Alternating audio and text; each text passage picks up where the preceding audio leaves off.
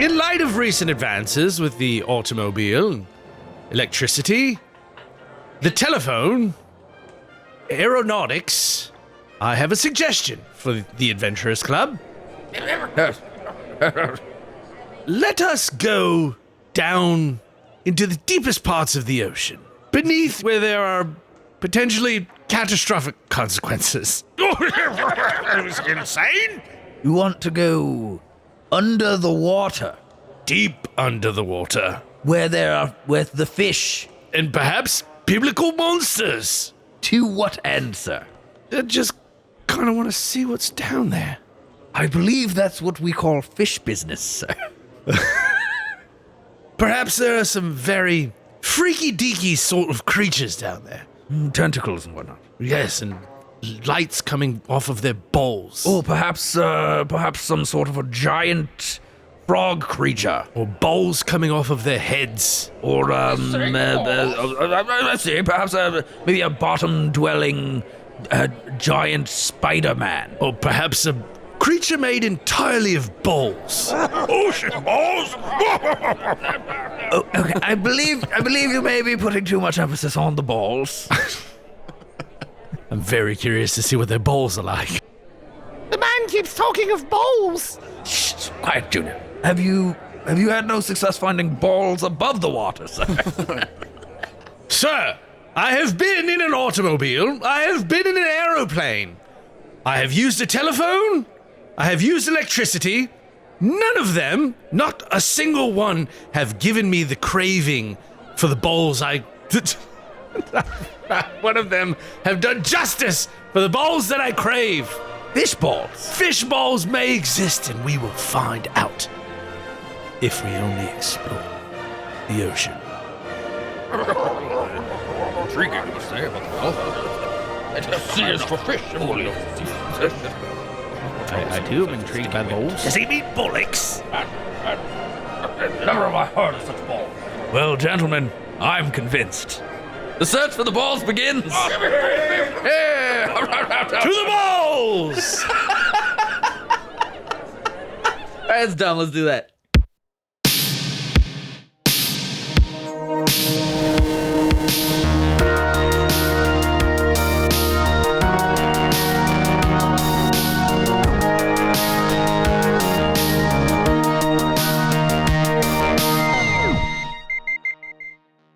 Welcome back, my little minnows, to Delete Everything Podcast, our deep trench on the ocean floor that almost no one has explored, and it is home to the wildest bits of forgotten, deleted, and omitted history. I am your giant squid of a host, Patrick Wall, and with me, as always, my creepy anglerfish, Riley Bowen. hanging out but not on mic today. With us is our 6-foot gulper eel, producer Drew. He's he's chilling here in the studio and adjusting Riley's mic as always. You can't see it, but he comes through like fucking like Indy 500, like fucking like the tire replacement. He just fucking moves my microphone 1 inch. I do want to do a quick disclaimer. I've been meaning to bring this up for at least a month or two now. So if you are one of the people who listens to one of our episodes like as soon as it drops, like early on a Monday or like on a Sunday night, because it drops midnight Eastern time, if you're here, you may notice that the episode descriptions are usually just a little odd. Go ahead, Drew. Drew's got the control mic over there. All right. So you want me to chime in for this? Sure, if you want to. So Patrick has historically always done the episode descriptions, right? I didn't want to. I started doing the Patreon descriptions. I don't really want to step on his thing or whatever. Sorry. But I always put a placeholder in. The noise that just happened, did that pop up? Is that going to be in the recording, or is that just the headphones? It's fun. It's fun because I since we're doing a deep sea thing, I just wanted to say that sounded like Echo the Dolphin. All right, go ahead. There you go. So I always put in a placeholder thing. You know, like this week it was a reference to a recurring joke throughout the Thanksgiving episode. Yeah. Keep Riley away from the turkey. Because I don't want to fuck the turkeys, I kept saying, but they insist. One time it was the lyrics to The Bad Touch by the Bloodhound Gang, and that was stayed up for maybe 5 days before. The other thing is that even when Patrick does replace it, it often takes a while to transfer over. There's like a lag, yeah. I used to be really good about taking care of it before the episode published. And lately I have not been so good about that, and I forget entirely. And so the episode drops at midnight, and it's got some wild ass thing in the episode description, and then I've got to go through and edit it, which again, if I do it before the episode drops, it changes it in real time. So it drops it with that new description. But if I wait until after the episode drops, you might end up with something like this episode is about the penis vaginous gland for 4 or 5 days. Yeah. So that's just our dynamic, man. You know, Drew edits and uploads the episode, and I'm in charge of going and changing the description. And lately I've just been forgetting all about it. And then Drew sends me a screenshot at some point on Monday and goes, "Hey man." And I'm like, "Ah, fuck." And then in the case of today, I still forget. That's okay. I still haven't put up the Instagram. I have Oh boy. been getting a kick out of it. So, you know, I think once I thought to remind you, and then I didn't, just because I thought it would be funny. So anyway, Well, I'll change it before we leave here today. and I am not on this episode though. Bye. Okay, bye. Yeah, Drew's on call at the hospital. That's a true story. It's a Drew story. It's a true Drew story. First and foremost, thank you to anyone who is a contributor in terms of reviews and ratings and things of that nature. What's the Spotify comments? We appreciate that. If you have not done so yet, please get on whatever you're listening to. Give us 5 stars. Give us a review if you are on Apple Music. Give us a comment on the episode if you're on Spotify. And give us a high five if you see us in the streets. What else we got? YouTube's. Check us out on YouTube. Give us a high five if you see us in the sheets, too. Just let us know we're doing okay. Just wait until after we come. And use the other hand. And I'll be right back with a towel. So if you are on YouTube, which everybody is, go on there, look up Delete Everything Podcast, watch some of our shorts. They're funny.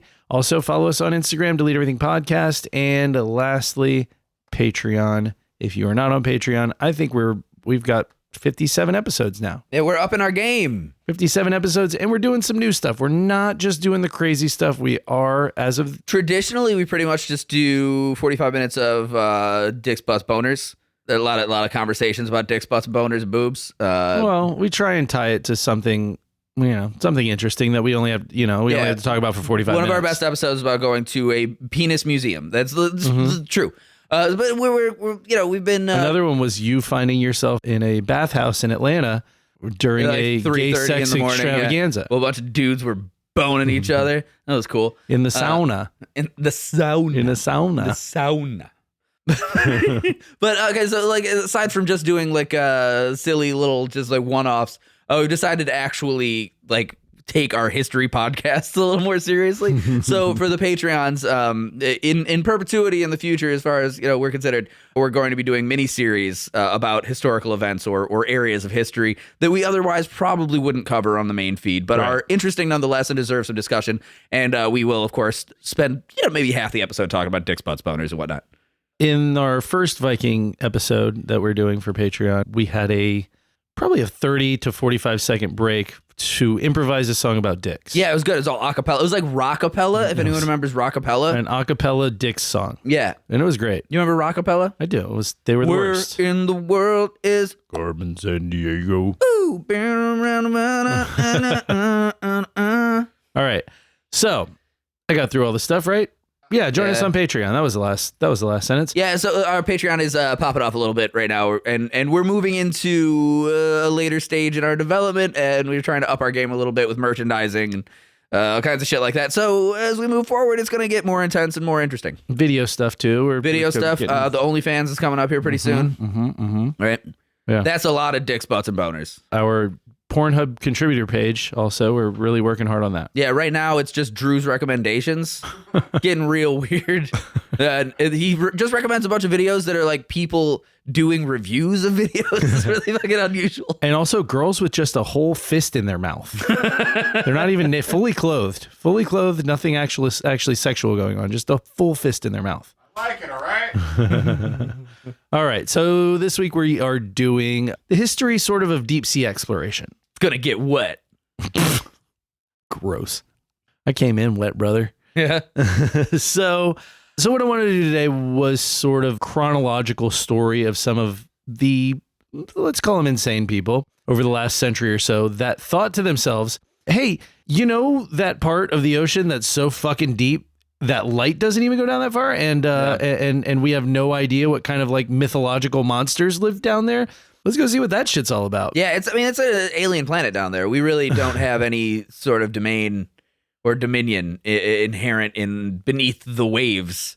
I'm not going to say I think that it's bad to do this exploration, because I don't. I think that exploring in general is a courageous and noble endeavor. Mm-hmm. I wouldn't fucking do that, because that's fish business, and that's not my shit. I'm a water guy. Yeah, water's cool. I'm a water guy, and I like to free dive. I like to big on water sports. Also, on Drew's suggestion, mostly. Yeah, I like to be in the water, and I like to, and I'm cool with like, doing stuff where I'm underwater, but I can see and get to the surface in case anything goes tits up. I've been standing at the edge of the water. Oh wow, Moana. Yeah, okay. I like Moana. Consider the coconut. Consider its leaves. So, but there is something, like I said a second ago, kind of insane about being like, no, the deepest part. I want to go to the deepest parts. Yeah, but that also is the very heart of exploration. You're not wrong. Like, what's the famous quote about why you climb a mountain? Because it's there. To piss off the top. No, that's Peter Dinklage in Game of Thrones. No, but it's fucking, you climb a mountain because it's there. That's why I've climbed every mountain I've ever climbed. Yeah, you haven't climbed any mountains. That's untrue. How many mountains have you climbed? I don't know. You don't know? I've hiked to the top of mountains. Walkable mountains. Climb every mountain, cross every field. I fucking hate that. All right, so back to this. Obviously, we have all heard statements like, well, we know more about space than we do about the ocean, which is arbitrarily bullshit. I mean, there is something to be said about that, but at the same time, like it's I hate fucking quotes like that, because it's not really quantifiable. We don't even know how big our universe is. The truth is we have a massive amount of information on both respects. Like we've been consistently collecting information about what space is like and what under the ocean is like. But I mean, like I said, what we don't know very much about is like 4 miles under the Earth's crust. That is also we true. don't know really idea about what's going on down there. Could just be more dirt. Could be more you people. got thousands of miles of just untapped dirt down there. Yeah. We have no fucking concept of. Are there molten lava people? Yeah, and nobody's looking. That's the thing. There's that like experiment in Russia where they drilled for like 2 miles, I think, but it just became absolutely untenable. Like it was way too hot. The fucking gas from the earth was killing anybody who went down there. Also, the pressure it's insane. It's crazy. Yeah, down there. The pressure means that all that dirt is it's like concrete. Yeah, like it's so compact. So yeah, we just can't fucking do it. But like I said, we don't even know how big our universe is, much less if there are multiple universes. So there's no credible way, like you said, to make a claim. Well, there's the Marvel multiverse. Right. So like we've got our So dimension. We know about that one. We got the Fantastic Four's dimension. Mm-hmm. I think at the end of, the end of Doctor Strange or whatever, there was some shit going on. There's a dimension where Doctor Doom is Robert Downey Jr., I think. Yeah. Yeah. Then there's one where all the pizza looks like from the Goofy movie. Yeah, everything's all cheesy. Yeah. There's that dimension. That's a cool one. Did I send you the video of me fucking eating the Goof Troop pizza in Illinois? No, but you know what pizza you can get locally that is the Goof Troop pizza? 7-Eleven. It is 7-Eleven. No, I was at a pizzeria. I got a deep dish pizza outside of Chicago, and fucking, I swear to God, I'll show you the video. It's like the fucking cheese is That's wild. Yeah. Very cool. And then also there's the dimension you're originally from before the Mandela effect last week. where Thanksgiving is on the 3rd Thursday of November. It's not here. So it isn't here, and I'm very pissed off about it. It's not here. It's not at the bottom of the ocean either. So yeah, anybody who says that we know more about space than we do about the ocean is a stupid asshole. Fucking dick. Yeah. That being said, there is sort of a larger point to that statement, which is the ocean makes up over 70% of Earth's surface, and it's 95% unexplored. That is true. So, and by the way, we have mapped the entire ocean floor with radar, but the resolution on that radar is scaled at like 5 kilometers or about 3 miles. Right. So we're missing a lot of details on that. If everything is scaled to 3 miles in size, then you lose a lot of specific everything. Yeah. Like, oh, there's a big old mountain under the sea. Like no fucking detail whatsoever. Right, exactly. Also, that doesn't radar mapping the entire ocean floor doesn't really equal explored, per se. So what we've actually explored and mapped with sonar under the ocean floor is actually about 0.05% of the ocean. Wow. Yeah. 99.5% of the ocean's floor is just completely foreign to us. We have no fucking idea what's happening there. Where the aliens are. I saw that movie. The Abyss. There's Sphere, or it was recently, I think it's just called Water. Yeah. There's that movie Underwater with Kristen Stewart. Oh. Do you see that one?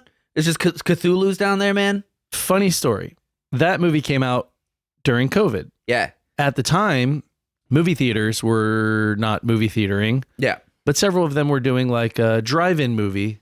Yeah, you could just outside. fucking project some shit on the side of the movie theater. Yeah. I was dating a very nice young lady at the time, and it was new and fun, and we decided to go to that movie, and we spent the entire movie banging in my car. Hell yeah. High five. Guaranteed to be better than that movie. That movie sucks. No idea what happened in that movie. It's Cthulhu. Literally Cthulhu, the monster, the H.P. Lovecraft character Cthulhu turns out to be the monster in the movie. Yeah. And I'm not saying like hyperbolically like they used a Cthulhu like lookalike. The director's like, no, it's Cthulhu. Dude. It's like, By the way, straight up used Cthulhu. They broke into the sunken kingdom of Irelia and fucking released the demon Cthulhu. By the way, I don't want for anybody to be listening to that story and think that I'm trying to be Mr. fucking Casanova. He's always banging broads in his car. I want to let you know, we get there, right? And I went because you could go inside and still get concessions. Yeah. So I'm like skipping into the movie theater. And I'm like, oh boy, I'm going to get popcorn and a Coca-Cola and jujubes. And I go and get all the things. And I come back and sit in the car with my little haul. I did have a bottle of Jameson in there, but I look over and she's giving me like that devious. You think we're really going to watch a fucking TJ Miller movie right now? Yeah, basically. She's giving me the look like backseat now. And I'm Classic. Do you have to take off your Letterman jacket before you got back there? You fucking dick. So I was very just innocently there to watch a movie and eat my fucking Sour Patch Kids and popcorn. Damn. And ended up eating something else. I ended up sinning. Aw. Pastor's going to be mad at me. God watched me the whole time and I did not watch Kristen Stewart. Yeah, you did. Just like, yeah. Just keep going, babe. Keep going. No. This scene's really good. The person I was with was much more attractive than Kristen Stewart. Thank you. So, to the point previously about the whole ocean v space, what I said about 0.05 actually being sonar recorded versus the rest of it being radar recorded to a scale of 5 kilometers. Yeah. Or also 3 miles. By comparison, we have pretty detailed maps of like neighboring planets and stuff like that. So, I was just recently looking at a really detailed picture of Uranus. It's pronounced Uranus, which I don't think is any better because you took out anus and you put in urine. You didn't make it better. Can't spell Uranus without us. Uranus. So, it is kind of dismal that the space that we know about, the proximal space that we know about, there may be an argument to be made that we know more about that or we have more information about that than we do about our own ocean. I don't know, but I would say that we have a better understanding of the chemical makeup, the pressures, the environments in general, the animals that are down there, the food chain, just things like that when we have a more condensed kind of cross section of information as opposed to outer space where you could literally look for 1,000,000 miles and see 0 things. Yeah. So on a grander scale, we have more data collected because there's more space than there is ocean. But hang on. Okay, to that point. But the data is very much over here, nothing. Over here, nothing. Over here, nothing. Over there, planet. To your point, though, only 3 people have ever been to the bottom of the Mariana Trench, while we've sent 12 people to the moon in the last 56 years. It's 4 people, actually. It was the band Death Clock in an episode of Metalocalypse, they went to the bottom of the Marianas Trench. Well, so, and I mean, there are reasons why, right? So getting to space is obviously pretty dangerous and wild undertaking, but it's not like going to the depths of the ocean is a simple process either. So No, it's psychotic. well, also, it's a land forbidden to us. also you're not entirely right. In an intelligent culture, it would be a sin. Yeah, you're not entirely right though. Yeah. Because there is stuff to see in space. When you get to the bottom of the ocean floor, you can't see fuck. That's fair. Yeah. Like you can't see anything. So, I mean, either way, it's crazy. Actually, hold on a second. Isn't that one of the conceits with space that like once you leave Earth's atmosphere and it's not catching light from other things as much, you can't see like stars and shit? Isn't that one of the deals about going into outer space? Is that a deal about going? I think that's one of those deals. The sun is still but the thing you can't throwing see light. You can't see light unless it's bouncing off of something. So we see stars twinkling because it's hitting our atmosphere. I think if you're looking away from the sun, you can, but if you're looking toward, then you can't because you're not getting. You probably the light see the bouncing sun. off. You can see like the moon because it's right there. But like as far as like the stars and shit like that, you can't. I don't think you can see anything. No, I don't think you don't get like the same It's just star. a vast abyss, a blackness, a void. Yeah. Well, anyway. I just looked it up and everything you just said was wrong. You can see stars in space. Fuck. Delete that. Omit that from history. No. I was working off of the movie Ad Astra with Brad Pitt. Oh, well, Fucking cool flick. that was your first mistake. So either way, either one of these things, whether you're a space explorer or a fucking deep sea explorer, you're certainly a brave fucking ballsy human being. Yeah, I would go into space before I'd go under the ocean, actually. It's true. I would. Like it depends on how far down in the ocean are we talking? I mean, listen. And how far into space are we talking? This is a true story. If I was given a mission to go down and explore some fucking dark part of the ocean, I would be scared as fuck. And I'm not traditionally very scared of things. Same. That would scare the piss out of me, but I'd probably go because it is a glorious undertaking. Same thing with outer space, except for me, literally any point of space would be that mission to me. Like it wouldn't have to be like, you're going to the next space colony. It could be like, you're going to go in orbit for like 2 hours and come back. I'd be like, cool, I'm doing it. Oh, so for me, if it was an option between go to the moon or go to the bottom of the Marianas Trench, I would be like, moon. If it was go to Mars or go to the bottom of the Mariana Trench, I'd be like, well, go with the trench. Probably go Mars. Yeah? Yeah. I mean, I wouldn't expect to come Not back, this guy. but I certainly wouldn't expect to come back from the Marianas Trench either. I mean, three The people moon- have. The moon, maybe. The listen- moon's got a good toss up. I could see that as being like, I'm going to go there and come back. It's going to be crazy. There is a 100% survivability rate for people going to the Mariana Trench. Yeah. Yeah. Where is that? Where is that trench? Well, the Challenger Deep, which is off the coast of Guam, is off the coast of Guam. Where's the Marianas Trench? Well, it's a whole big long Where trench. is it? In the Pacific Ocean. Okay, and what's the percentage of survivability in the Pacific Ocean? How far back are we going? Is it that good? Is it 100%? Nope. Didn't fucking think so. Okay. They got sharks in there. They got sharks in there. They got sharks and big squid boys. Okay, so prior to 1934. Richard Pryor too? Yes, Richard Pryor 2. We made a Richard new Pryor to 1974. one. We made a new one. He's the second guy. So prior to 1934, the furthest depth that anyone had ever explored in the ocean was 525 feet, Okay. right? And so when you see like those old armored suits, I said 1974? 1934. Okay, fuck. 1934. 525 feet, right? So Richard Pryor to 1934. 90 years ago. 525 feet was the most. Richard Pryor, we need you to go to 1934. He goes, Hell no, honky. So you know those like armored suits, like the scuba Like suits, Iron the Man. old school like Scooby Doo ass fucking. Oh, you mean like the cool ones, the big clankers with the tube coming out of your fucking With the circular helmet and the circular porthole. like Yeah. Cuba Gooding Jr. wears in that one movie. Yeah. You know that movie I'm talking about? Nope. It's like it's not A Few Good Men. It's called Radio. Yeah, just he wears it in Radio. I don't want to talk about Radio. But no, like there's a Cuba Gooding Jr. movie where he's in like West Point and he's diving school in like 1940 or something. Okay. And Robert De Niro is just a racist asshole that doesn't want him to wear the fucking suit because black people can't be underwater or something. Take off the suit. You can't. It's a prestigious the thing. suit. Yeah. So, We but don't boy, let you know what? We He don't can let do you it. kind wear the suit. He can do it. Take off the I think suit. it's called like the honor of a man or whatever. Some shit like that.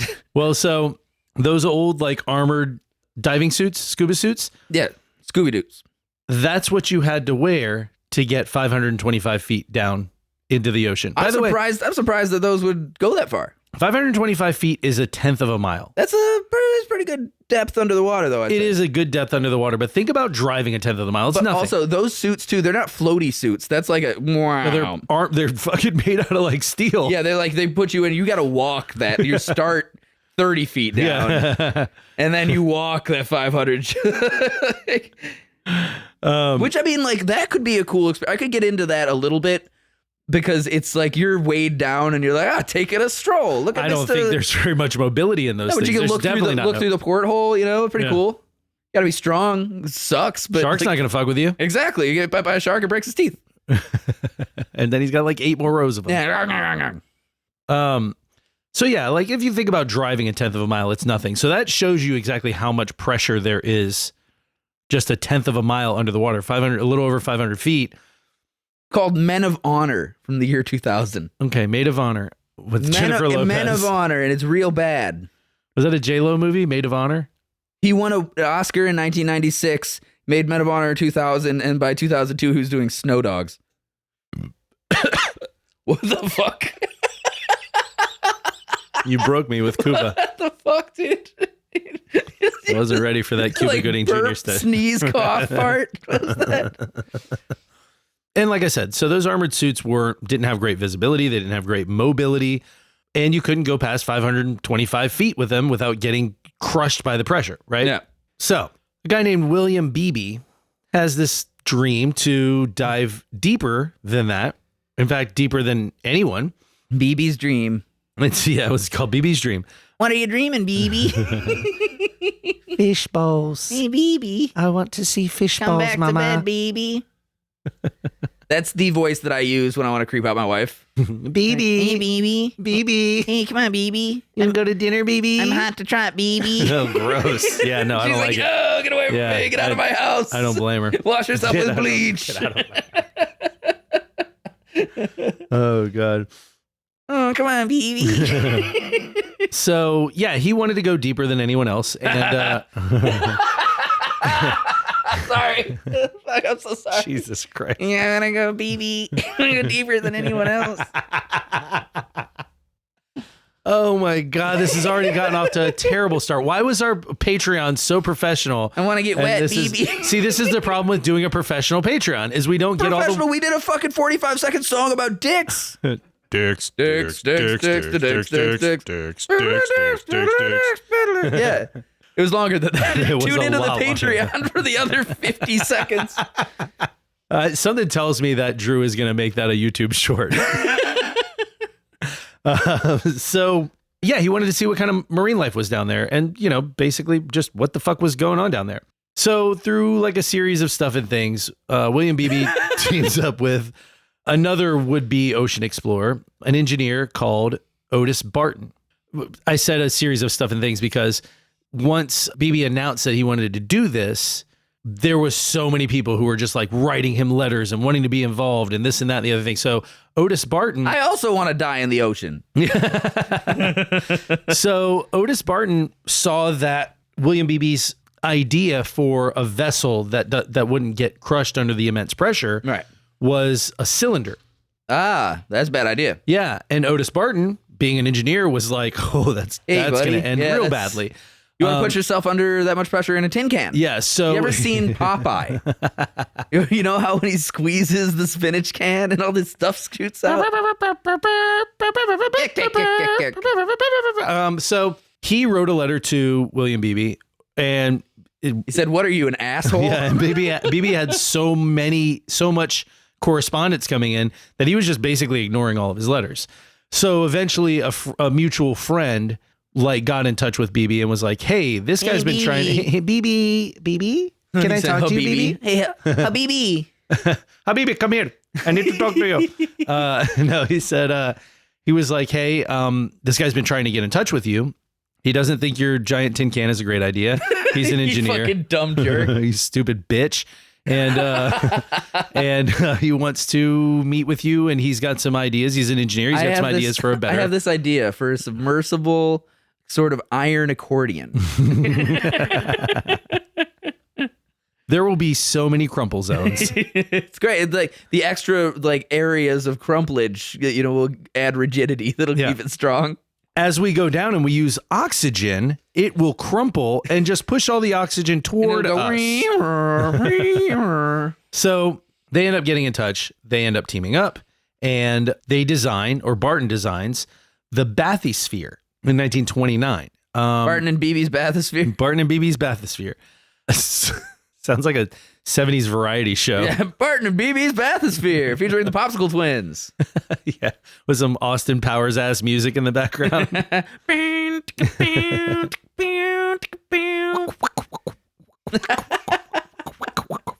So they make, it's basically it's like a steel orb.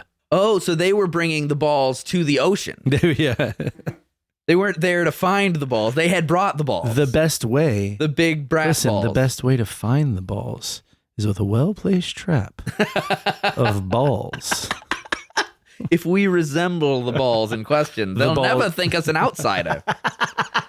They will bring the balls. Shall come to us.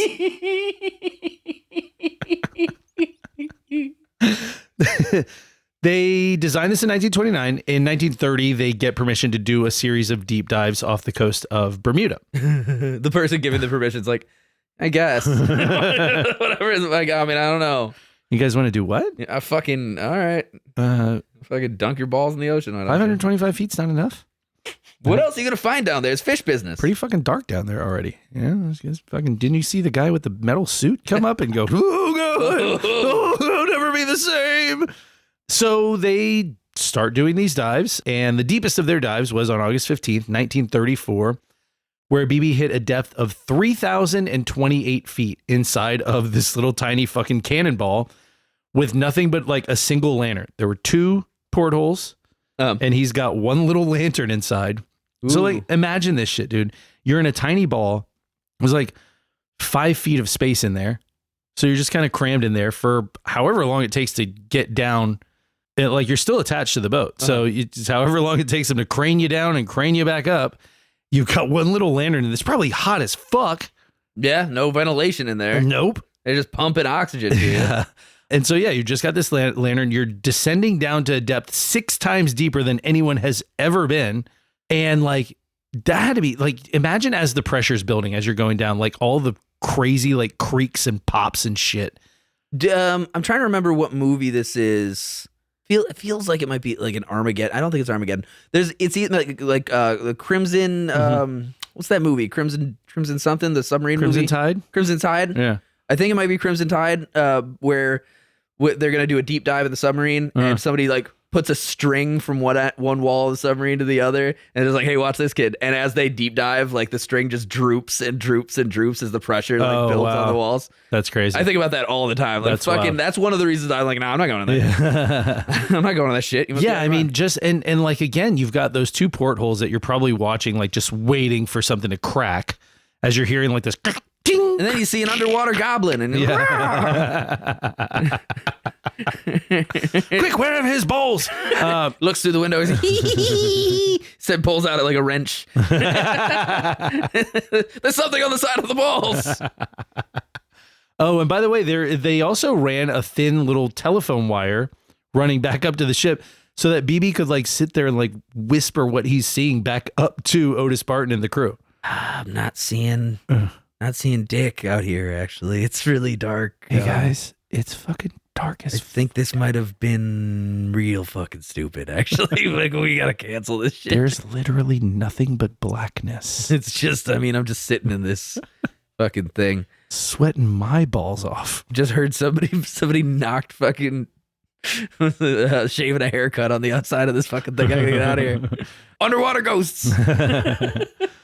So yeah, I mean, he's just like drifting down to this totally unexplored abyss, and like he's got a little lantern in there. I mean, he did see stuff. I found a quote from him where he said, "Strange creatures, lights drifting like stars. The world is alive down here." which is pretty cool. So like, okay, so we had the lantern in there. So the lantern was going like fucking shooting light through the porthole. I would so you could see imagine him? to a certain, I mean, eventually that light dissipates into nothing. But yeah, I mean, it gives him maybe, I don't know.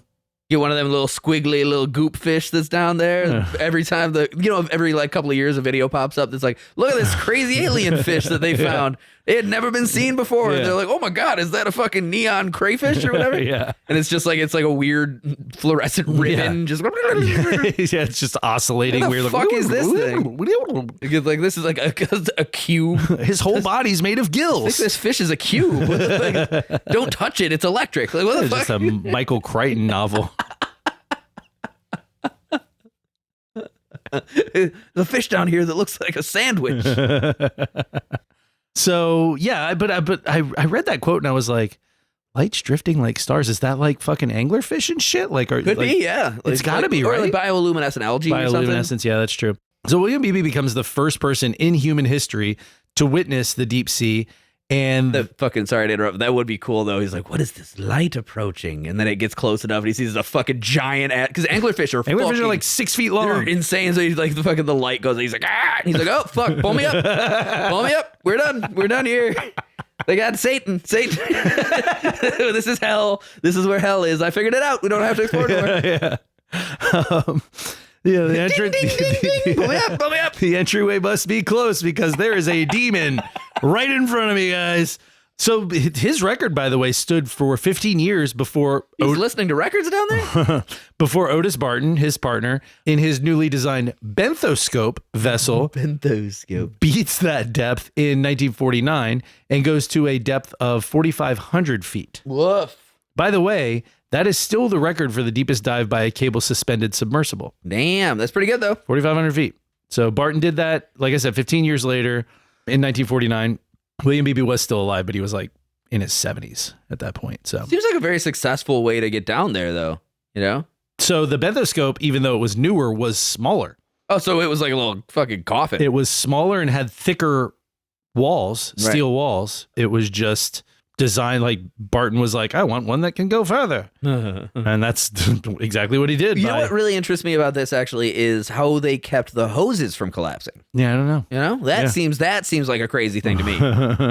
It was like, yeah, like fucking an iron sphere, sure, but they had to have a port to let the oxygen in. And there have to be tubes connecting it. So like what's keeping those from just crumbling? That is interesting. I don't know. I mean, maybe equalized air pressure or something. I don't know. As long as you're pumping air, maybe it. You have a lot of fucking air pressure in there, though. Yeah, you Jesus just have to Christ. increase the pressure constantly. I don't know that. So okay, so fast forward 26 years from Beebe's dive and 11 years from Barton's dive, right? And we get probably one of the most ambitious dives in history, the Trieste. It's coined a bathyscaphe. So basically, it's a bathysphere suspended underneath like this giant float instead of suspended by a cable. So it's basically a bathysphere. Beebe's big ball. It's a bathysphere suspended by a giant float instead of by a cable. And this thing's pretty fucking nuts. It's essentially like a balloon submarine. Oh, so it's not attached to anything up top. It's just on a fucking thing. Yeah. So this was designed by a Swiss physicist named Auguste Piccard.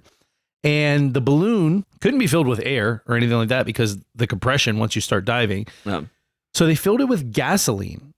Because gasoline doesn't compress until it does. No, it's incompressible and it's buoyant. Well, I mean, no, gasoline itself, I guess, won't compress, but the gas from gasoline is combustible. Okay, never mind. Go ahead. Yes, I just thinking like fucking like diesel fuel, like the fucking compression. Right. Well, just like ka-doom.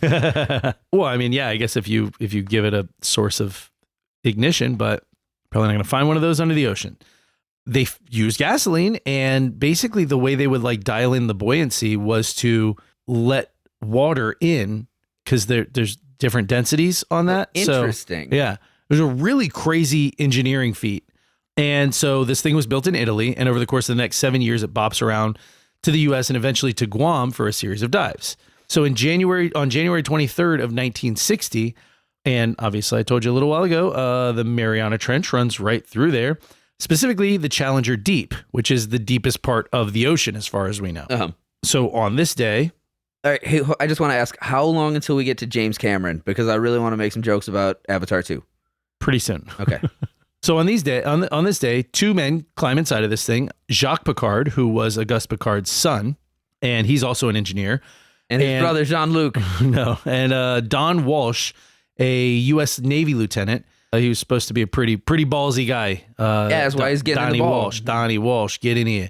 Getting big on the ball, so he's getting in the ball. So yeah, as this thing sinks over the course of, God damn, I think it took like 4 hours to get all the way down and all the way back up. That's a long time, and to fucking be like, I'm positive I'm gonna die. Seriously. Yeah, so just to get to the bottom, it was 4 hours and 47 minutes at a descent rate of just shy of a meter per second. A meter per second, and it still took you almost 5 hours. Jesus Christ. After they passed 9,000 meters, 30,000 feet. That's a lot. One of the outer plexiglass window panes cracked. Damn. And they were like, pull me up. And the pressure was so intense that it made the whole fucking vessel shake. Ooh. That little... the whole thing went... reverberated through the whole vessel and made the whole fucking thing shake, which has got to just...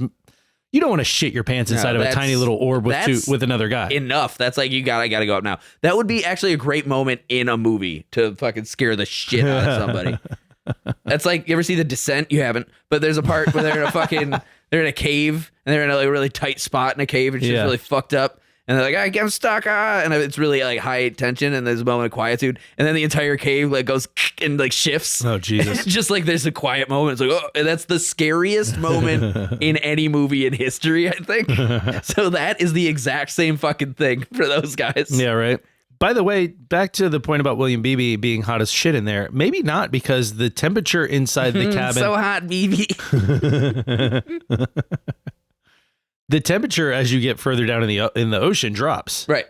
So the cabin temperature on the Trieste was like 45 degrees. So these are the first two guys, Picard and Walsh, are the first two guys to hit the Challenger Deep, which, like I said, is the furthest down that you can go that we're aware of anywhere in on the surface of this planet. Right. Like literally the furthest into the Earth. The deepest part of the deepest trench. Yeah. While they were at maximum depth, they had lost their ability to communicate while they were descending. Do you think they jerked it while they were down there?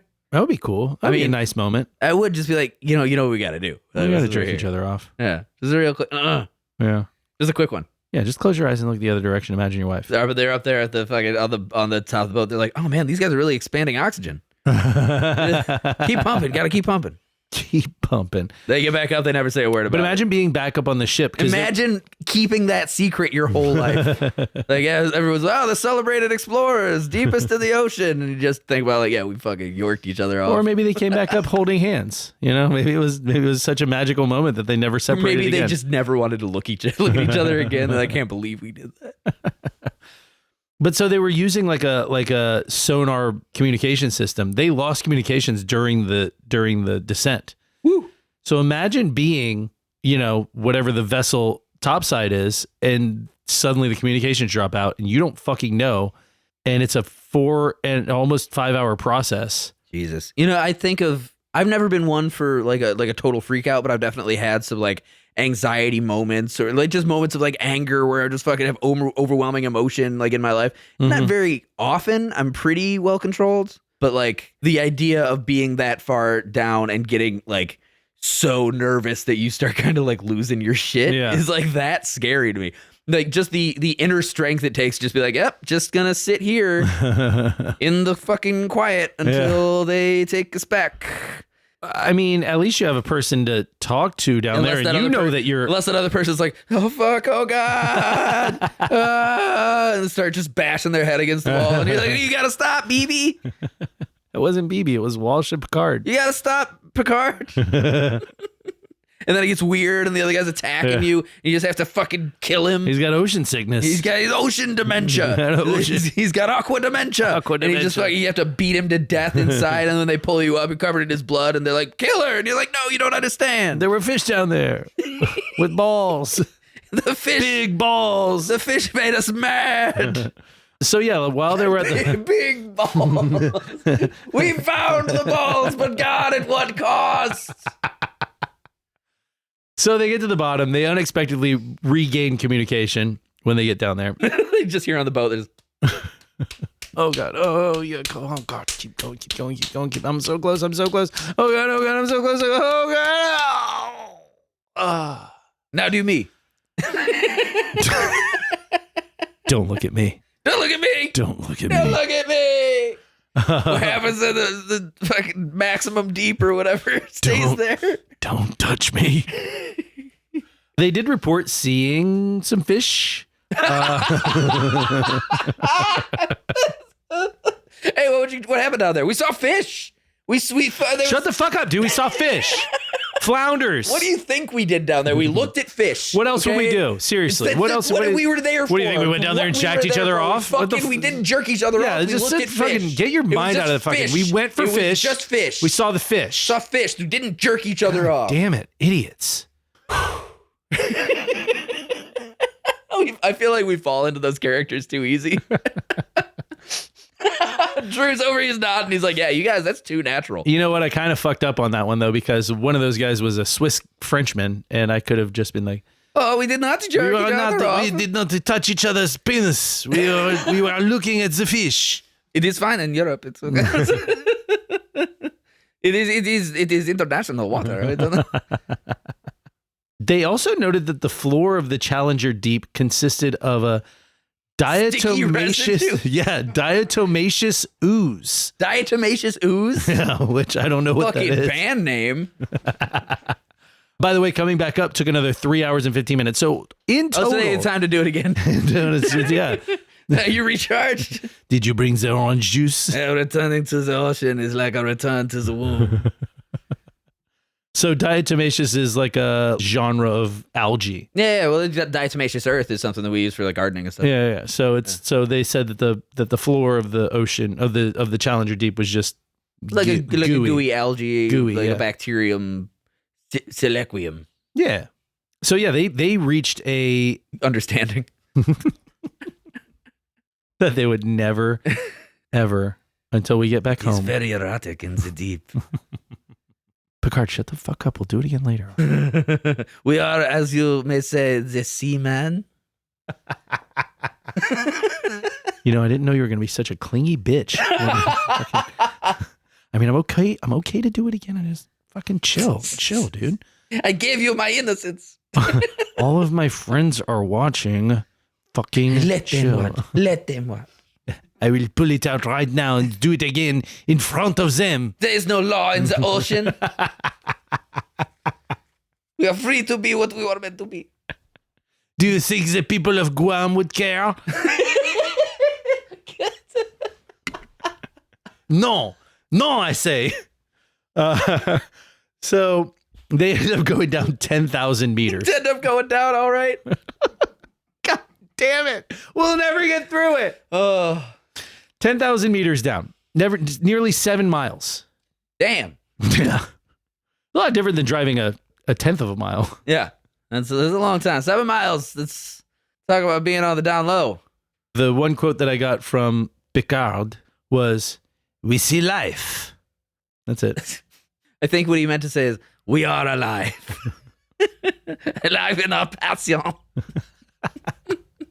Yeah, I mean, that's so that's completely like changed science's view of like everything. Aside from mocking them, it is a very it's a courageous exploit. I'll say that. That's a pretty fascinating thing to do. 7 miles underwater, 8 hours? 8 hours down and up to see a fucking flat ass fish on the ocean floor and some goo from the tip of your partner's cock. There's some goo out there, some goo in here. Yeah, we know what they say about it is très gooey, no? Listen. They were semen stored inside the ball. I highly respect their adventurous spirit. So it would be another fucking, I don't know, half a century before anybody would do that again. Pretty hot. We saw fish. I don't know what the fuck. I don't know what you want from me. This is the fucking third degree here. I don't need interrogation. I saw some fucking fish. Okay.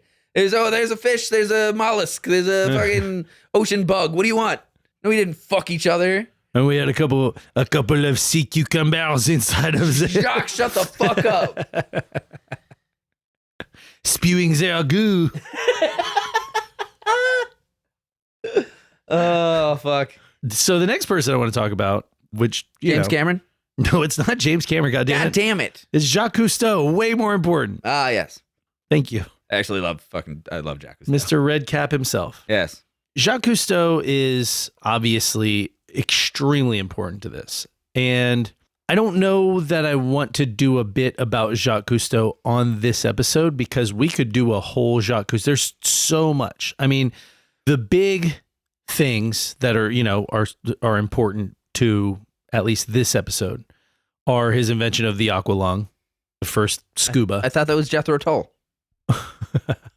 Bam, bam, bam, bam, bam, bam.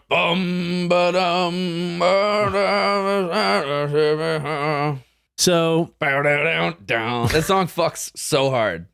It's also like 11 minutes long or some shit. yeah, it's ridiculous. It is ridiculous. But yeah, I did just want to mention him because he's critically important to just what we know about oceans nowadays and what we found out during his, the ocean deep, wet, enticing. During his 50 years as sort of like the ambassador, the human ambassador of oceans. We gotta mention him. But we could do a whole episode. I like that he's the human ambassador for oceans in the real world, because in like a fantasy world that would be Aquaman. I speak for the fish. Gayest superhero. Well, now headcanon, Picard and what's his name down at the ball. Like, who's this man? What are you explorers lost? He's just watching through the porthole. We didn't expect a seaman down here. Well, perhaps. Some seamen. The sea, once it casts its spell, holds on in its net of wonder forever. Is that Jacques Picard? That's Jacques Cousteau. Oh, okay. We forget that the water cycle and the life cycle are one. Why are you saying it like a Chinese person? We forget that the life cycle and the water cycle A lot of people attack the sea. I make a love to it. I don't know. I can't do French. Can I just get my General Tso's chicken, please? I don't do. That's awful. I don't do French accent. I don't do accents that great, honestly. I can do like some choice cartoon comedy. Okay, give me a Jacques Cousteau quote. Okay, in just a normal voice, not a Chinese guy, please. The sea, the great unifier, is man's only hope. We are all in the same boat. The sea, the great unifier, is something about a boat. I don't remember the rest. Hold on, I can do French. Hold on. Je suis Napoleon, vive la France. I am absolutely enraptured by the atmosphere of a wreck. So bad. A dead ship is the house of a tremendous amount of life. There is the same sense of peace that you feel on entering a cathedral. Not great, dude, but Returning to the ocean is like a return to the womb. returning to the ocean is like returning to the room. Well, that I sounded. had to take a long drag of a Chinese. cigarette. That was Chinese too. Was it? Yeah. Are Chinese people and French people the same and we just never noticed? No, you try to. The answer is yes, because let's humans are all the same. We're all one in humankind. Let's do Musashi Miyamoto and then Tommy Meatballs. Doing Jacques Cousteau quotes? Return to the ocean. Return to the womb. Oh my God. Return to the ocean. No, I just did it. I did that. To the womb. You do Tommy Meatball. Hey, return to the oceans is like a return to the womb, huh? Yeah, that's it. Wet and salty. Okay, let's go. Let's keep going with the story. No more racial caricatures. How you doing? Okay. All right. So, not to leave the ladies out of this, I like the ladies. In 1970, Why did you do that? because I was deliberately trying to be creepy. Did it work? Because it creeped you out. Yeah, it did. Maybe it really fucking icked me out. We've real spent hard. the last 30 minutes talking about two guys jerking each other That's off guys. at the fucking. You can be. That's fine. I like the ladies. Yeah. That's so much creepier It than is. talking about two guys jerking each other off in a fucking metal ball. Oh, we like we like the ladies. We like the ladies. Would you like a martini, dame? Fuck. Gross. I like the ladies. Is that better? We like the ladies. We give a fair shake to the vagini, There's a as well as the peenie. as well as the peenie. Like those two guys were shaking each other's peenies. There's this quote from Norm Macdonald's. Norm Macdonald was on Celebrity Who Wants to Be a Millionaire one time with contemporaries Jon Stewart and some other people. Heard. And he had a friend in the audience, and that friend was this O.J. Simpson trial fucking lawyer. Not Witness? defendant, witness Kato Kalin. Remember Kato? Yeah, OJ's roommate. Yeah. So he apparently Norm Macdonald and Kato were like really close friends because they're Canadian. I don't know. And he fucking Regis Philbin is like, yeah, so you got a friend in the audience. Hey, everyone say hi to Kato Kalin. You know, and shows he's like, hey, hi, everybody. And was like, woo, Kato. Oh, boy. Right. And then he goes back to Norm and he goes, hey, you know, me and Kato, we like the ladies. I'll never forget that because everybody laughed. I was like, Yowza. He's like, you know, we're not here on a Kalin, date. brief host. He did it. Jesus. Briefly the host of Talk Soup. Was he really? He really was. That's interesting. He was a celebrity host. Well, I guess we were all celebrities. Anyway, in some way, D-list. So, like I said, in 1970, off the U.S. Virgin Islands, there is a big underwater habitat. Now, this isn't necessarily like deep sea, especially now that we've gone to the fucking Challenger Deep, but there is a woman named Sylvia Earle who is still alive and seems to be a lovely lady. She applied to be part of the Tektite project, which was a sea lab. Sea Lab 2021. Yeah, it was an installation 50 feet below the surface of the sea off the coast of the U.S. Virgin Islands. Scientists would go in there and be there for several weeks. Which is cool. I would kind of want to do that, but I also saw that movie Sphere with Dustin Hoffman. And no thanks. I thought it was Cube. It's a different one. Cube is a different movie, actually. Cube is the one where you gleam it. Yeah, that's Gleaming the Cube with Christian Slater. Not to be confused with Broken Arrow. I don't know. What are we doing? We're just going down the fucking rabbit hole here. Kind of. I was trying to think of another movie that had something about gleaming in it, but That's the only gleam. That's the only gleam that you're ever going to get. So actually for the first Tektite mission, she was not accepted, but the second one a year later, she was selected and she led a team of all female aquanauts on the Tektite 2. Aquanaut's kind of cool. Aquanaut is kind of cool. So her and her all-women team lived beneath the surface for 2 weeks, studying reefs and marine life from sort of inside the ocean. That's pretty fucking cool. I get down on that because that reminds me of like an underwater bubble city. You know, like why we never did those, I'll never understand because that would be cool as shit. Yeah. A few years later, she put on a newer metal atmospheric diving suit and descended to 1,250 feet, setting a world record. Hell yeah. Yeah, looking like a fucking astronaut on the floor of the ocean. There's a song about that. What is it? Called Astronaut in the Ocean. My daughter listens to it a lot. Oh, yeah, by... Something slow motion. Astronaut in the ocean. Not a bad song, honestly. Yeah, I guess. And it's strangely prescient to this situation. Not to be confused with the song Space Sick by King Gizzard and the Lizard Wizard. Another song about astronauts. Oh. Can we please fucking talk about James Cameron so I can make some Avatar references? I have seen both Avatar and Avatar 2 The Way of Water in the past week. They're fucking incredible. Uh-huh. And you guys, I don't know what. Is this in anticipation of Fire and Ash? It absolutely is. Yeah, Fire and Ash. I'm going to fucking go see that shit right away. Avatar, Fire and Ass? That movie's going to be, gay, guess what it's going to be? It's going to be. You already said it, gay. It's going to be, I said, hey. I know. It's going to be dope as fuck. Because guess what it's about? Giant alien Indians that fight robots and shit is fucking dope. I don't know what is wrong with you guys. Like, what the fuck?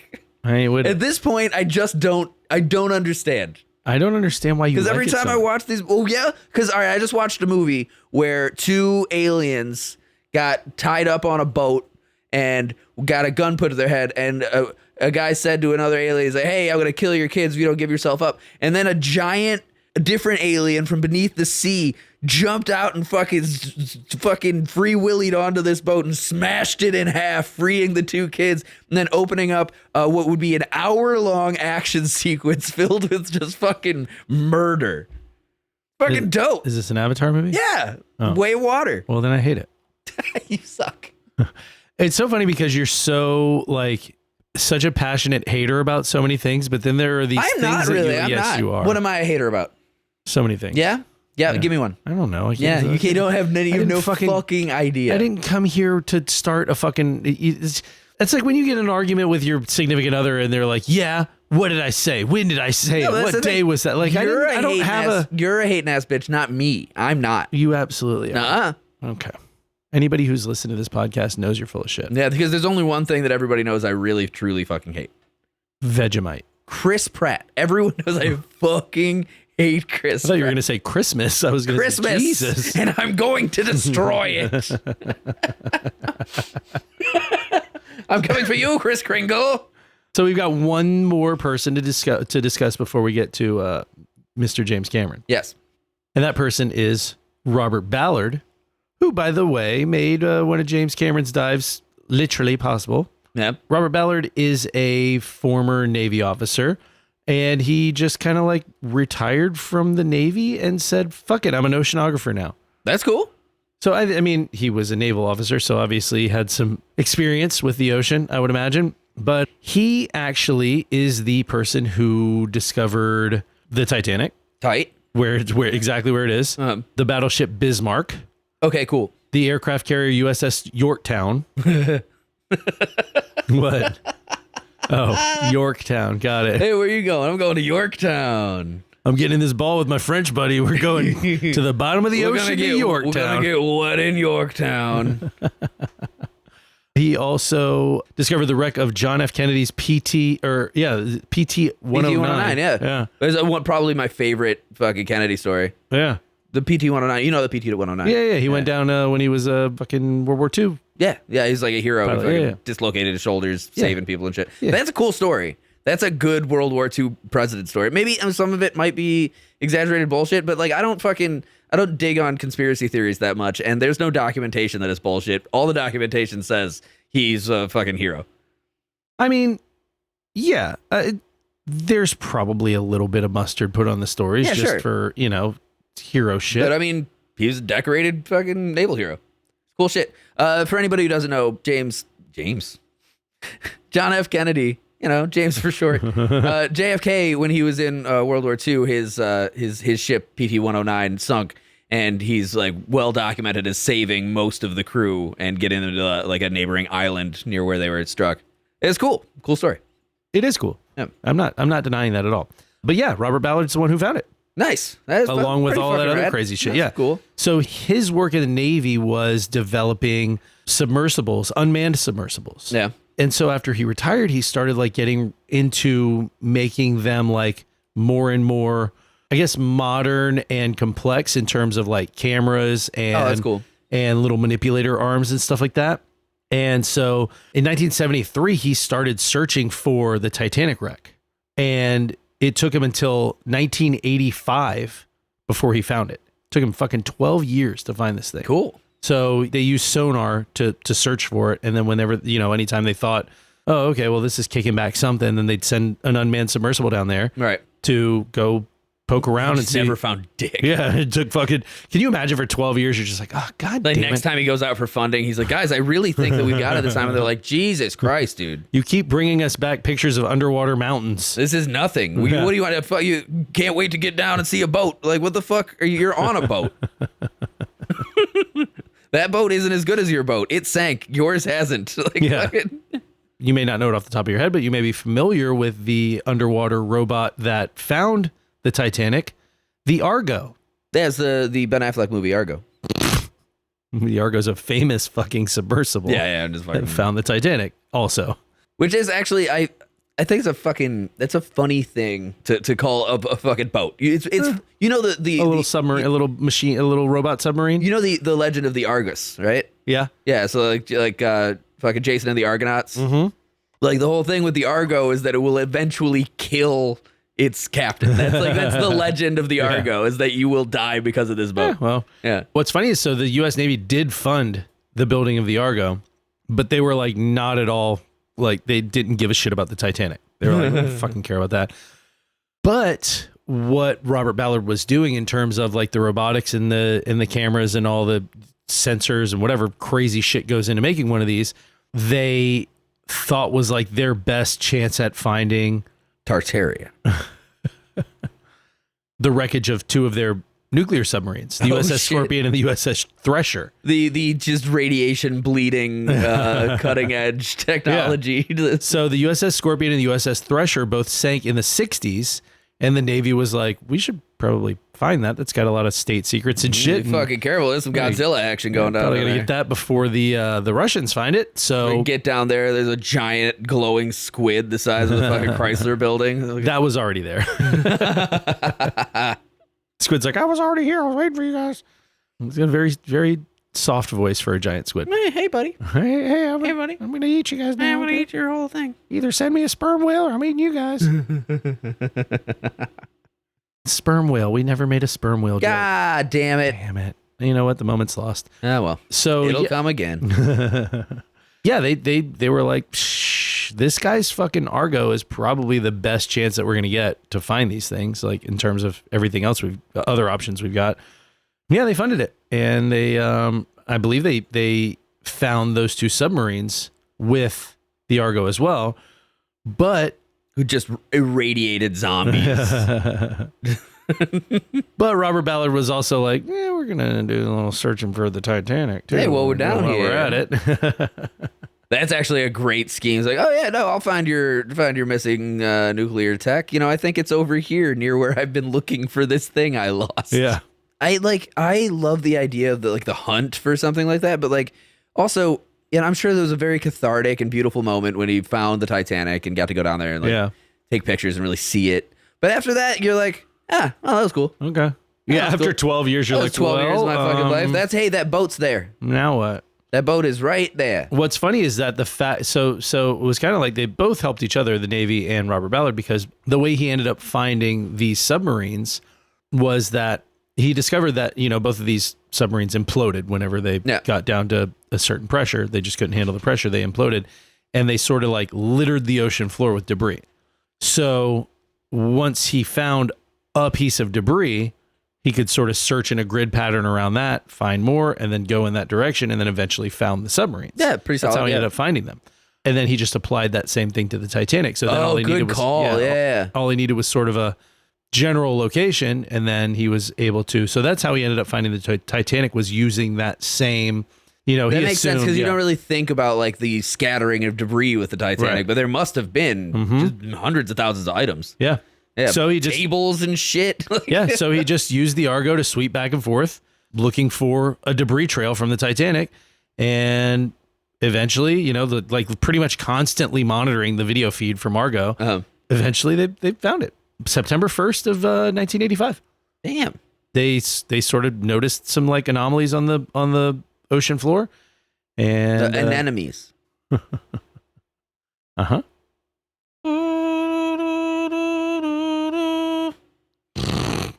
You know, the same person who wrote My Heart Will Go On also wrote Paradise by the Dashboard Light, the Meatloaf song. You don't know Paradise by the Dashboard Light? Stop right there. Boom, boom, boom. Gotta know right now. Song fucks hard. No pun intended, actually. It's about fucking. Will you love me? Will you love me forever? Do you need me? God, so bad. Will you never leave me? Will you never so happy for the rest of my life? Yeah, same person who wrote My Heart Will Go On. Wow. So yeah, that's Robbie Ballard. I mean, the finding the Bismarck was pretty cool, mostly because the Bismarck was like actually 4,000 feet deeper than the Titanic, which the Titanic is pretty widely regarded as like way too deep for most submersibles to get. Pretty much fucking down there. There's a few people who found that out the hard way in just a couple years ago. Yeah. Woof. Well, hey, if fucking James Cameron did it, I can do it. Yeah, right. Grab my PlayStation controller. Get on down there. What episode was it that we were talking about the Guadalcanal over there, over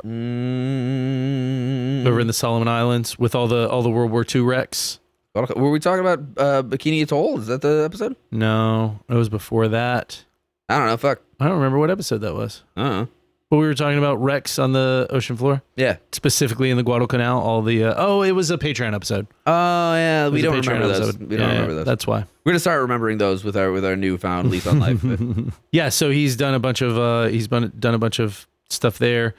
The PT-109 is pretty freaking cool. Yeah, he's Robert. Like, if you look up Robert Ballard, he's done so much cool shit just with the submersibles. You know, he's not actually in the submersible, but I mean, whatever. But I mean, hey, whatever. He doesn't have to be in it. He figured it out. He's good. I mean, honestly, yeah. And he's found a bunch of like thermal vents and shit underwater. Like, he's found so much cool shit. And like all those thermal vents have really like cool ecosystems surrounding them too. You know, we were talking about the Bismarck expedition, right? Not to be confused with the Bismarcky expedition, which is a different thing. Yeah, but I mean, he had to go. It had what he needed. Well, you know who organized and funded the mission to film and document the World War II German battleship, the Bismarck, rusting at 4,800 meters? James Cameron. That would be film innovator James Cameron, one of my personal favorites. If you guys aren't familiar with James Cameron, of course, he made the movie Piranha 2, which is a good one. But even earlier in his life, Cameron was obsessed with undersea technology and diving and shipwrecks and stuff. His filmmaking career essentially funded... Oh, he also did Terminator. I don't know if you knew that. I did know that. And he did The Abyss in 1998, which is really like closely tied. Being underwater. About being underwater. He did another water movie too. You might be familiar with Titanic in 1997. It's a really good one. I'm just waiting for it. I'm waiting for you to drop it. Waiting for what? I mean, like T2 didn't have anything to do with water. Okay. So he began doing like submersible dives and stuff while he was preparing for his different films in the 1980s and 90s. You know, he was always talking to oceanographers and engineers, and he was really fucking obsessed with Titanic. Like the Titanic. He's like, by the way, you guys didn't hear this because we weren't on mic for this, but I told Riley that he could take point on James Cameron because he's very excited about it. Well, because I like James Cameron a lot. No. Yeah, and his ex-wife, How did I never know Catherine that? Bigelow. I don't know if you know Catherine Bigelow. I'm a big fan of hers. She was a female gigolo. No, she directed Point Break. Did she really? Yeah, Catherine Bigelow fucking rules. Actually, she actually just released a movie on Netflix. I guess isn't very good, but she's fucking rad.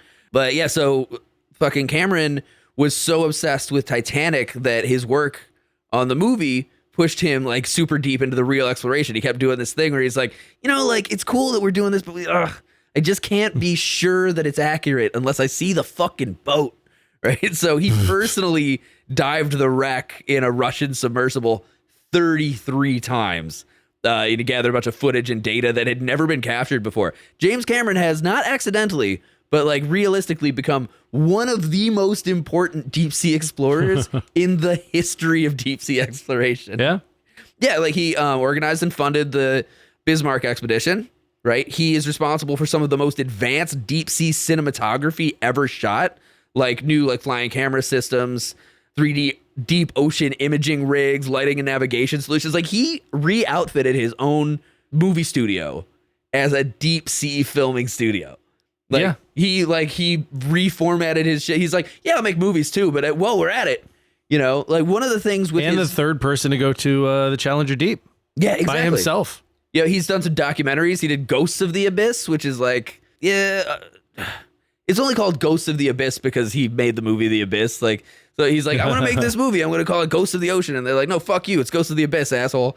All right. Movie cost us $450 million. Yeah, and he did the movie, the documentary Last Mysteries of the Titanic, which are like scientific investigations and like really innovative visual stuff. Like, do you see that footage at the end of the movie Titanic of the real ship, the Titanic?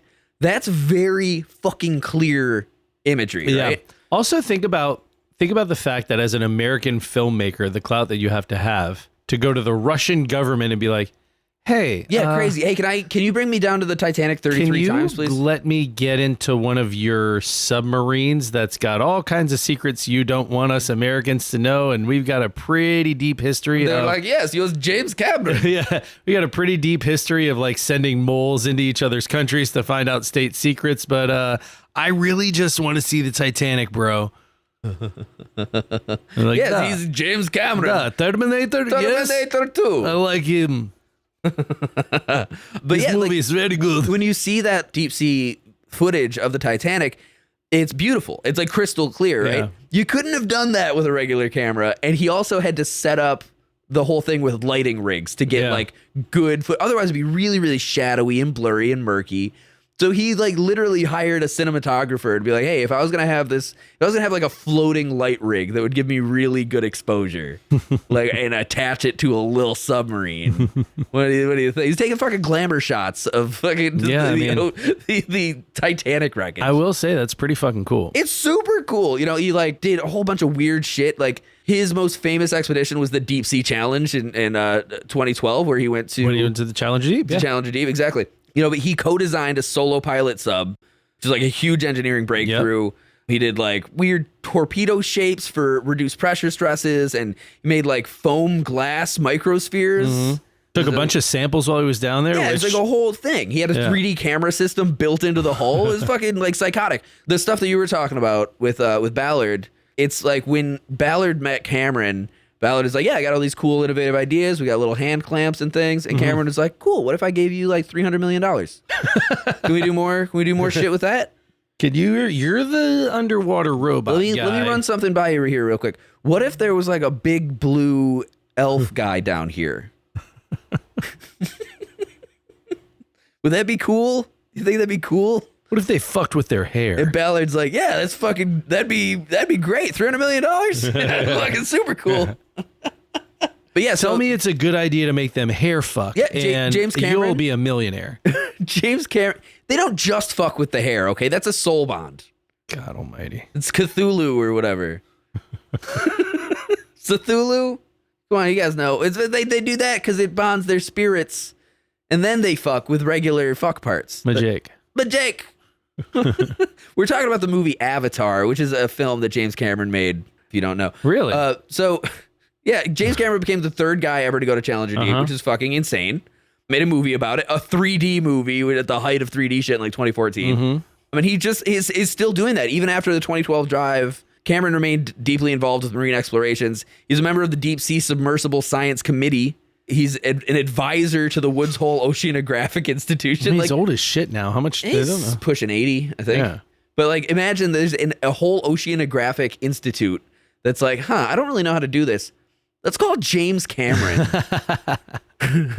You know what? The weird thing about using the term institute for anything, I feel like institution. Is like, no, it's not even that. I feel like I think because I've got like I remember ITT Tech. Yeah, like the first of like the shitty like Technical Institute. Yeah, unaccredited fucking like TV colleges that. Maybe that's what it is. Like anything that's got institute on the end of it, I'm like scam. Automatically scam. So anyway, so yeah, he goes to this institute. Somebody's like, hey, we call James Cameron. We need advice. Like, James Cameron? True Lies? But yeah, he's a contributor to a new robotic system and like imaging platforms that are still being used right now. And this is all contemporary stuff. A lot of this went into the making of the movie Avatar 2: The Way of Water. Which isn't them not just saying that. I mean, like, there is if you watch the sequences in Avatar: The Way of Water, James Cameron his whole thing with the fucking Avatar series is to push the technology forward to do things that he hasn't seen done before. You know, like, so what he did was he managed to make a movie underwater, essentially, but like with actors that didn't have to wear fucking like apparatus to breathe. So he just digitally made it, but he had to do hundreds of thousands of hours of underwater filming and documentation to be able to apply it to the movie. So like all this shit that he's working on doing this oceanographic deep sea stuff, he used all of this equipment and all of these submersibles and all these cameras and lighting rigs, and he did a fuckload of underwater footage, and then he applied like blue people to it. That's pretty much like, that's the point of that movie. It is pretty fucking bizarre. It is, and that's why I'm like, like cool, but that's not why people watch movies. I mean, I love those movies. I know. So, I mean, it kind of is exactly why people watch those movies, dude. That's why Riley watches them. So, I'm sorry. It's only the most awarded and most money-making film franchise in history. For those of you listening, you don't get it every week on the podcast, but I can say, and Drew can back me up on this if he chooses to. He's balls deep in some fucking game on his computer right now, but probably not a week goes by that Riley, via text or conversation, at this point, it's a bit. Does not bring up the Avatar movies. It's because they're haters and they don't want to admit that they're fucking cool. They're fine, I guess, but I mean, they're not like... They're just movies, but they're fun. And that you've chosen as a hobby to hate on them is funny to me. That's not a hobby. It is now. No, I don't have to, like, there's no time. My hobby is bringing them up to you so you can go, God damn it. There's no time or mental energy that goes into me going, about those movies. So anyway, yeah, Cameron is like, he's a big voice for ocean conservation and climate awareness and deep sea habitat protection. And and he's also huge, really huge on responsible submersible engineering standards. That's why when the Titan submersible collapsed in 2023, Imploded. Cameron Killing, what, four people? or five people, yeah. Cameron publicly spoke about submersible safety after that, and he was drawing on decades of experience. People were like, why is this director fucking telling us about engineering standards? And he's like, because I wrote the engineering standards. Funny that I'm the engineer. Funny that he waited until after, you know what I mean? Well, fucking, what's he gonna? He's not gonna be like, hey, your fucking submarine sucks Like, dicks, one pal. less fish in my pond, I guess. Claimed by the ocean like so many others. Should have been better. Fools! You think you have the power of Cameron? That's how he talks. He does every time somebody comes. Hey Jim, do you have time for time? I control time. I am Cameron. Cameron. Aliens. Although I don't know if James Cameron specifically, but I mean those people were told, like the company that built the Titan submersible. Hey, this is stupid and you're gonna die. A whole bunch of times. Hey, you are not ready to take this thing that far underwater. It was cool. It's just cool because Cameron fucking designs subs and imaging system and he tests them personally at extreme depths. Like he doesn't fuck around with these standards because he tests them himself. He is an engineer. He's a fucking deep sea engineer. It's crazy. Would you, if multi-millionaire fucking movie director said, Billionaire. I don't know if he's a billionaire. Look it up. I'm not going to. James Cameron net worth. But if he, if anybody told you to get in this, that they would pay you to get in this submarine and test it at it. Oh, he's only got $800 million. Oh, is that it? Oh. Poor guy. Probably because he's He's been funding all these deep sea expeditions all this time. I just want you to know that by your standards, you should put a bullet in his head. Why? He controls more than, what is it? $10 million? Oh, mine's $2 million. $2 million. Okay, so 400 times that. Executed. Yeah, kill him. I don't care. That's fine. I mean, like, listen, we're working in a realm here where I'm just talking about things, but in a realistic sense, yes, he should be executed. Okay. Anyone with more than $2 million should be executed. Make the world a better place. But yeah, he just, like, one of the things with all these discoveries and all this shit that he does is like, and not to like suck James Cameron's dick too hard, but he brings like those discoveries to light through cinema, which is cool. Yeah, he's been doing that forever. When he did The Abyss, like, you'd have to be in a submersible with him to do that, right? What, to suck his dick too hard? Yeah. Oh yeah, no, the pressure. The pressure just really increases the suction. Really, the suction on his manhole cover. But like, fucking, like since he made The Abyss, right? Like, well, one, there's the Titanic. Like, him making that movie was really cool. What was doubly cool was the fact that he found the fucking Titanic. Like, he like funded the expedition that found the Titanic and used that footage. Right. In fact, the movie. Did he fund? Did he fund that? He put a bunch of funding into it, but like maybe not the discovery itself, but the second run of like deeper like filmography going and paying attention. Like, yeah, that movie Titanic itself, the actual story of the movie Titanic is people looking for the Titanic. Everything else in it is a flashback. Is a flashback. Yeah, of but it's Bill Paxton trying to find the Titanic. Some chick who just banged the poor guy and then let him die. This guy in a car. And then let him die because she didn't want to share the door. Never let go, Jack, except just now this once. Just, never let go, but also don't get on here. Oh, you're so cold. Here, let me give you a push. There's space. Yes, there's space, but you're poor. And I've had my fun. To the bottom of the ocean with you. Not the size of the door, it's the buoyancy, right? You know, they both be on the door, but like they'd both be soaked. The whole thing was she needed to be out of the water. She'd die like he did. Is he going to get warm? Oh, I thought that was a euphemism. It's not the size of the door, girl. It's the buoyancy. Hey. Anyway, yeah, that's fucking all I got on James Cameron, pretty much. I will say that there was another guy on here, Victor Vescovo, who is a privately funded guy. I don't know where the fuck all his money came from. but he's putting all of his money. Look up Victor Vescovo. Tell me where his money came from. From the looks of him, it came from the Gotham Central Bank, which he robbed with a series of flamboyant, like high-flying attacks. Ooh, who is that? I don't know. Any villain from Batman. That flew? I don't know. Fucking people rob shit in Arkham, Gotham all the time. Do you know where his money came from? Or no? I don't know. Let's see. American private equity investor, retired naval there it officer, is. suborbital spaceflight participant, Jesus. and undersea something. Well, so Victor he's Vescovo got his money, recognizing ample funding was second only to insatiable curiosity when it came to expeditions. Vesco studied economics and defense analysis, eventually making a fortune in private equity, facilitated extracurricular activities like climbing the world's highest peaks. That guy obviously is a supervillain. yeah. Private equity means what he bought a bunch of companies and then stripped them for Yeah, value. you know who else is really big on private equity? New York financier Jeff Epstein. I don't know why you said is. He is into that. Do you know something I don't? I don't know. Yeah. So You this ever guy. see Face Off? Jesus Christ. This guy made probably the coolest submersible like to date in the world. It's called the DSV limiting factor, which sounds like something that you would name a submersible if you were a private equity guy.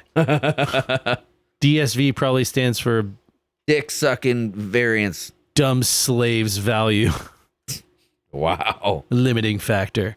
So he did something called the 5 Deeps expedition, where he visited the deepest point of every ocean in the world. That's a bit much, huh? It's pretty fucking cool. Trying to out Cameron is what he's doing. Well, I mean, he did do the challenge. So 4 people have been to the bottom of the Challenger Deep. Oh, this motherfucker. He went down multiple times. The only person to go down multiple times. I'm not sure. Maybe Cameron did it more They than fucking once. get a life, pal. I've got all of this money. I'm going to go down to the ocean again and again and again. As soon as he He comes hasn't up, made a single avatar. Fucking asshole. you don't know that. He might have like a Snapchat avatar, an Xbox avatar, He's got like the fucking Pandora Adventures or whatever on his phone. a Nintendo Switch avatar. Dude, that fucking Avatar game for the Life of Pandora or whatever, the game sucks. I don't know. They got another because one I coming don't out here pretty care. soon, where you get to fly one of them bird things. Cool. Fucking whatever. Avatar rules. Yeah, you gotta hair fuck the birds so that you can fly them. It's just a soul bond, Cthulhu or whatever. Hair fucking. You're not fucking with the hair. Doesn't make you fuck it. You can fuck with the hair connected, and it's better. That's what it is. Just because they do the thing, and then they fuck, doesn't mean that that's like what it is. Yeah, that's what it is. You're supposed to be. You can see into each other. Hair fucking. Like I see you. I watched that movie with the blue people with the hair fucking. They didn't fuck with the hair. That's just a soul bond. It's the difference between banging a whore or banging a girl you like. Oh my god. You wouldn't do the hair thing with some whore. I don't know why I became Tommy Meatballs like defending Avatar. Avatar fucks. I don't know. What was that? Is that gonna be it for us? I guess I'm done here. All right. Well, then, if you enjoyed this episode, please get on whatever you're listening to. Give us 5 stars. Leave us a review on Apple Podcasts. Leave us a comment on Spotify. Leave us whatever the hell else you can on any of the other things. And if you want to drop us a line, if you've got an idea for an episode that you want us to do, hit us up at deleteeverythingpodcast@gmail.com. You can also find us on Instagram. If you want to see photos of this or any other episode, that's Delete Everything Podcast at Instagram.net. What? Listen, old man. They got the apps now.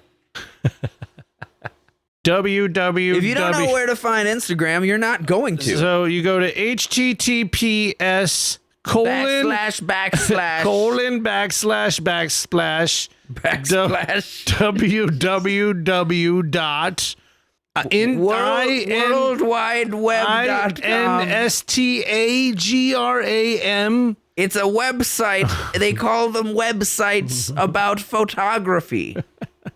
Find us at Delete Everything Podcast on Instagram.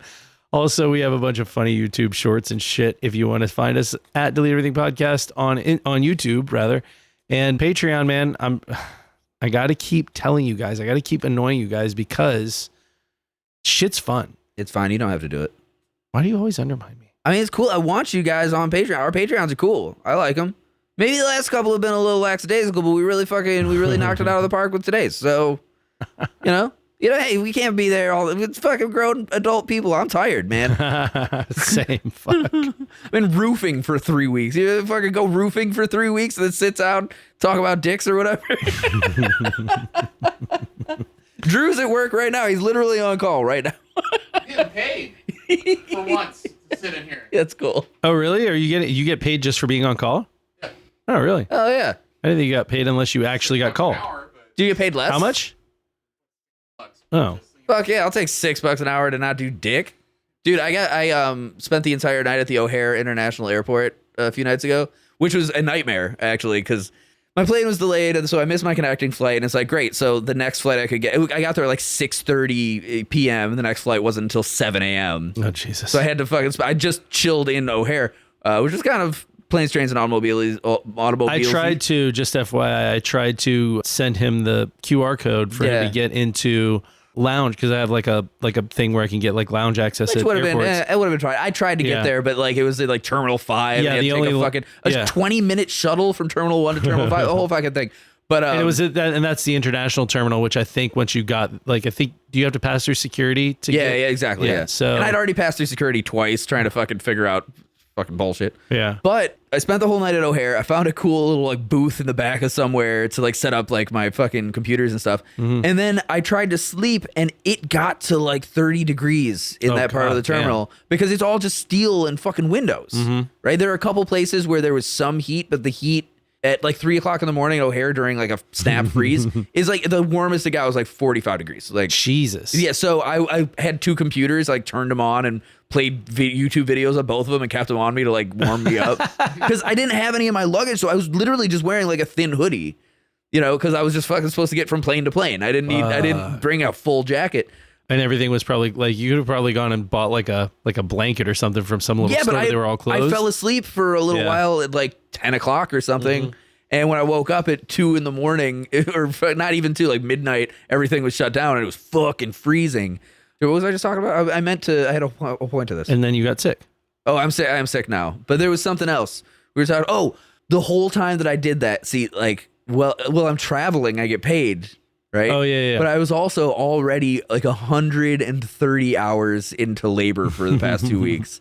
So I was just on the clock the whole time. So I got 12 extra hours of overtime, which averaged at like $32 an hour. It was pretty fucking good. Nice. Yeah, don't tell my boss. I'll get fired. Mike, don't tell my boss. I'll get fired. Were you supposed to clock out for that? No, I mean, I'm traveling. Like, I have a right to that. But you're supposed to clock out like when you're asleep. Right? But I slept so shittily that I clocked out for like an hour.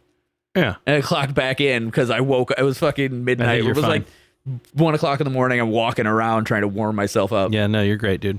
Yeah. Don't apologize. It was cool. All right. Good times. Well, that's it for this week. Yeah, I'm sick. I'm going to go lay down. See you next week. Bye. Bye.